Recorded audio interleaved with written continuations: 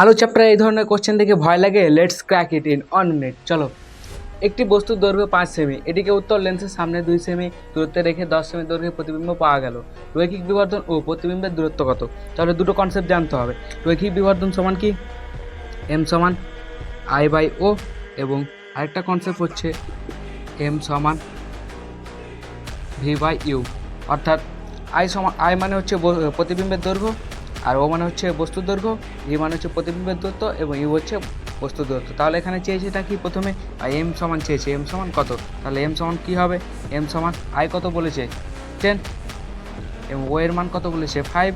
তাহলে এম এর মান কত পাওয়া গেলো? 2।